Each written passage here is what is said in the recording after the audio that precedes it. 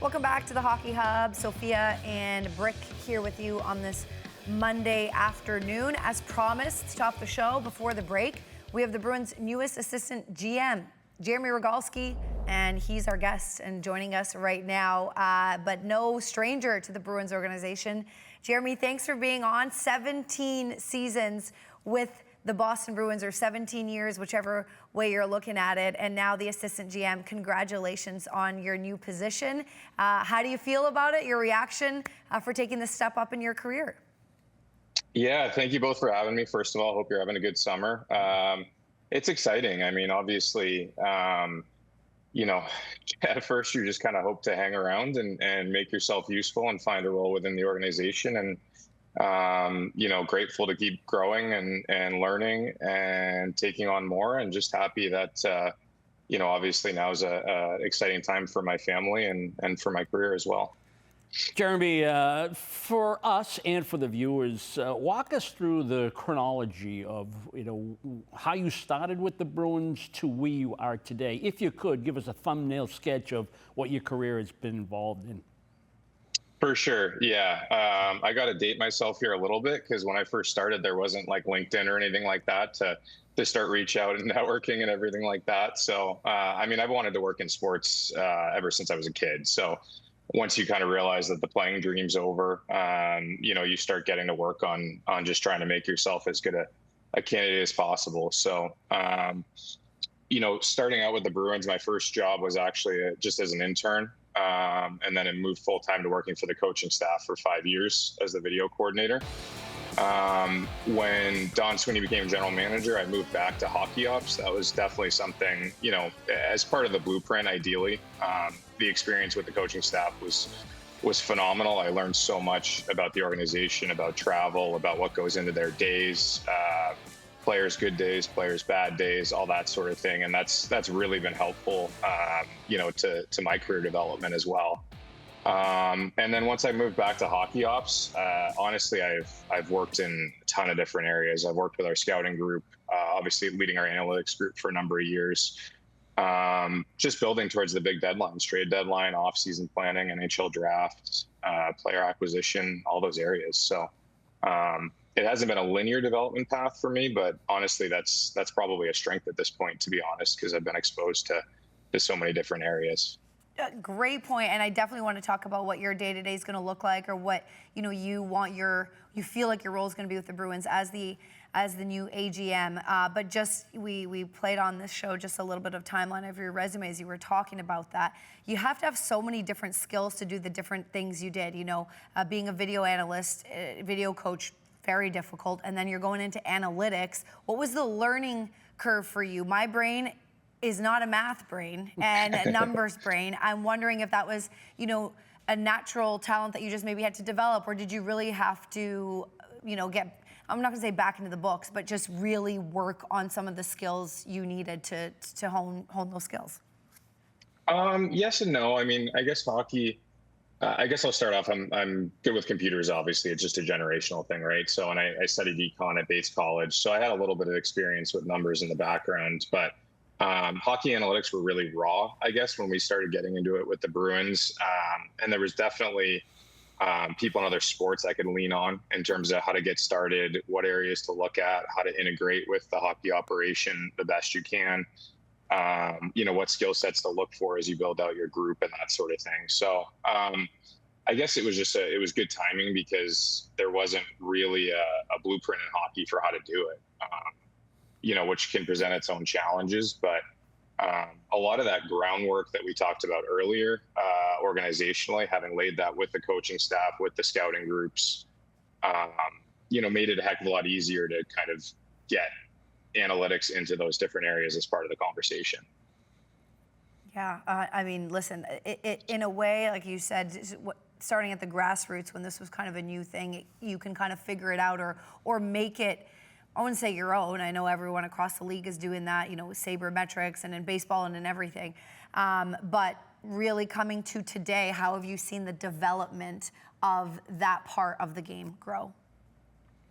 A ton, honestly. There's even right now we're in the middle of an explosion of data in hockey. We've got puck and player tracking, so chips on players that's starting to trickle down to levels below that too. So, I think we've just been careful. Like, you want to continue to develop those areas. You want to be a part of all those conversations, but you want to have confidence in the information you're sharing too. So it's about finding the right places to interject, to work with scouts and understand what they're seeing, bring it back to the data, and bridge those sort of connection points. So, I think data is a part of every conversation we have. It's not necessarily the final, stamp on everything. And I think that's okay. I think it's good to just, vet and check everything through, and just have good relationships with people so that you can sort of work it through and help the organization arrive at the best decisions.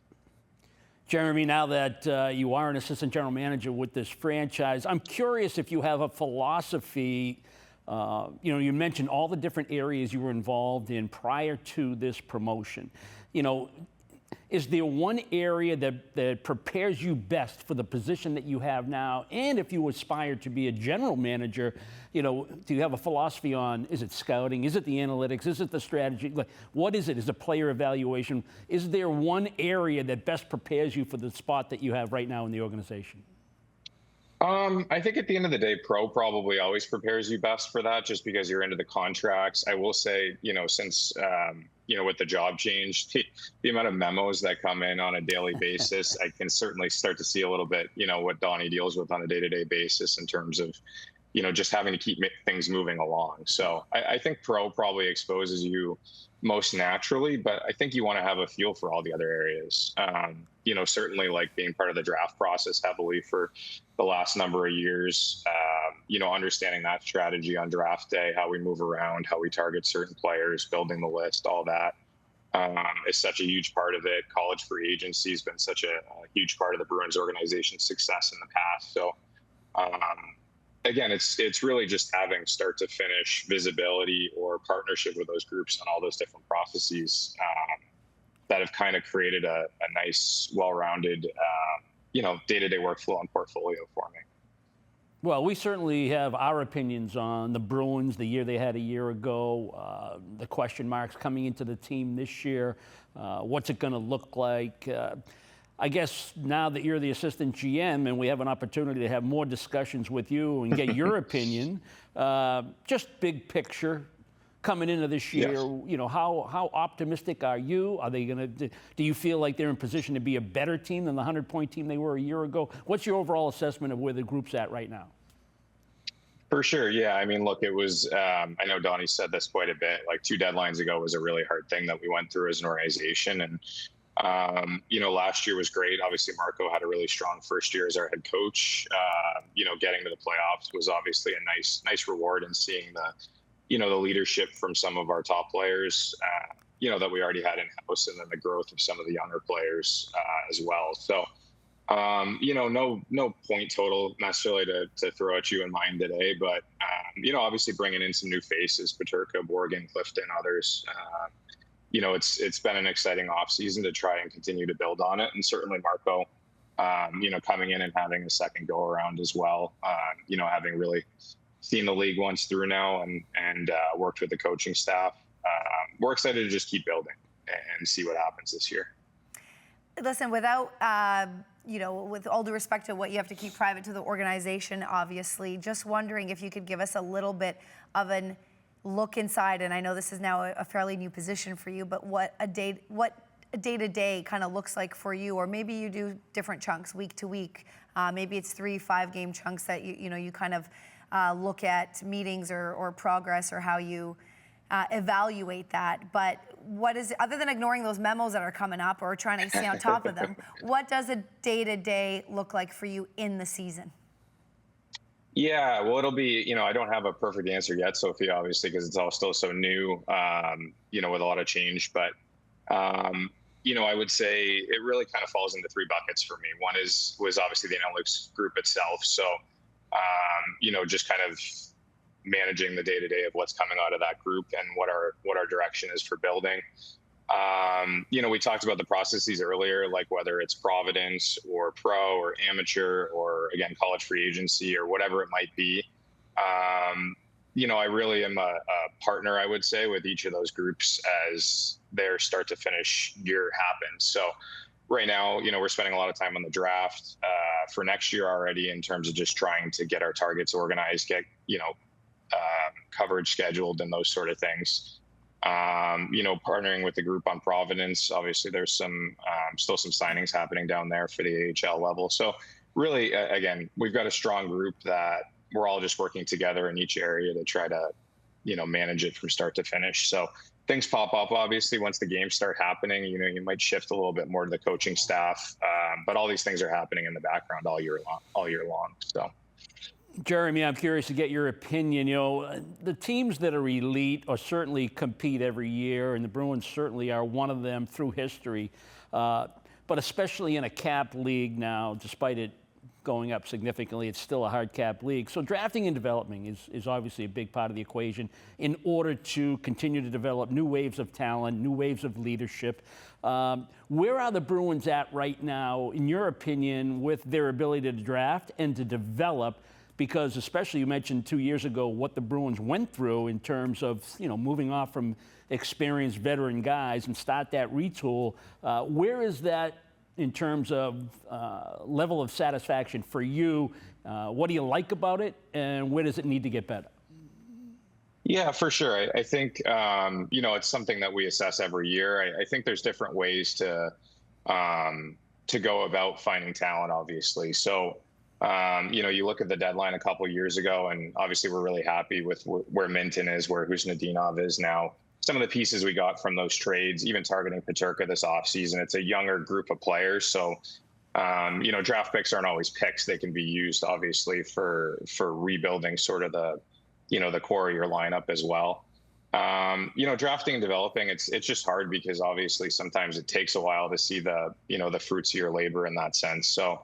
And you don't always have the picks too, as I mentioned. Obviously, sometimes you need to move them to try to work on your roster or your prospect pool as well. But I'm hopeful in the next couple of years. We definitely got we have some prospects we're very excited about. Some of them might just be heading into college. Some of them might be ready to leave school in the next year or two. So. I think we're excited about what's coming, and obviously at the same time, just trying to be patient, and not rush the process. Make sure we're doing everything we can to make sure the players are ready. And obviously you saw too, we named Trent Whitfield head coach in Providence, brought in Ryan Ward. So we're definitely excited to get to work with them and see what their philosophies are, as drivers of that player development process in Providence as well.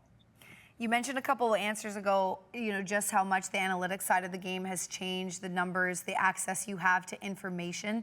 Is there ever a point where it's, as the young kids say, TMI, too much information, that can maybe be maybe information that you think you're getting, but actually don't know how to read it yet, or is throwing something off? And is that possible, or is the more information you have, the better? Yes, definitely possible, I would say. And, a lot of the young kids now do want it, but you don't want them overthinking their games. So truthfully, there's a lot of, it's just part of our process to meet and prepare with the coaching staff and maybe discuss some of the information that we have. What's really driving a player's game, and that's a strength to really lean into, or, maybe an area you want to target, but we defer to them on the messaging and the right time to bake that in. So yes, I would say definitely TMI possible. No, for sure. I mean, there's so much access to all information now, and body sensors, and you're reading this, and velocity and speed, and it could be, it can throw you off maybe even in your position or as a player, getting into your own head. Just one more for you, and thanks so much again for your time. Again, you've been with the Bruins for so long, and you were talking about your career development and maybe the goals, the mini goals and the bigger goals you've had along the way. What's your favorite part of working in hockey and the job? I don't know if there's a particular thing that makes you, fist pump and be like, yes, that was awesome, or maybe it's just the interactions with your colleagues, players, coworkers. What's your favorite part of the job? Yeah, I'd probably throw 3 answers at you if that's okay, to be honest. Like you mentioned right at the end, the teammates are great. Like it's, obviously a lot of Bruin staff have been around forever, and not a day goes by that my phone's not buzzing with somebody calling or texting. And it's, even during the summer, it might frustrate my wife, but it's always good to hear from somebody, personally or professionally. Those big times of year, trade deadline, draft, like that, as a kid who, grew up dreaming of being in hockey operations, like those really are every year the exciting times. And, the adrenaline still gets going on those days when, you're helping to, shape the direction of the organization. And then honestly, like I got really lucky my first year with the Bruins, we won the cup, and I didn't know, it was my first year. I was just trying not to mess things up, to be honest. But man, playoff hockey at home in Boston is just unbelievable. There's nothing like it. And obviously, the more games we can get at home, the better. But playoff hockey is it's unbelievable to watch live, and I hope to continue to see many, many more of those games moving forward. 100%. I think the fans are there with you, and I echo the sentiment of how awesome it is to cover hockey here in New England. Nothing's given, everything is earned. I know that's one of the philosophies with the Boston Bruins, and that's not just on the ice. You've obviously earned this position. So again, congratulations, and thanks for kind of giving us some insight to your job in the future, and good luck this season. Thank you both. Have a good summer. I appreciate the time today. Thank you. Thank you. Jeremy Rogalski joining us, the newest assistant GM Brick of the Boston Bruins. And I love what he said about the different roles he's had to have and how that makes him probably very, very well prepared for being a GM, assistant GM. No, it was a treat to talk to him. He has a real command of the position and what's required of the job, and he's put his time and he's put the sweat equity into it. He's gone through the learning process. You want to learn every aspect of the organization if you're going to be part of the management team that decides where this organization is going to go. And right. He has command of that, and you can get that sense in just having the conversation with him, even though he's relatively new to the position. Right. And I like the final part of his answer on your last question, what he liked best about, impacting the organization. It's winning, is what he was saying. Win the cup his first year involved in 2011. That's what stays with you. That's what drives you. That's your job, is to help the Bruins be a winning organization and challenge for the Stanley Cup. That's what you want to hear from that guy. Yeah, no, 100%. Good point there. Kind of brushed over that. But that would be, you reach that high, and like you said, first year, and then you're chasing that forever, and that's the kind of drive you want to have. We've got to send it to break again, but Brick and I are here for a couple more segments. We want to address Patrice Bergeron's visit on Spit and Chicklets. He shared some great stories, so we'll play some of that for you after the break. We'll be right back.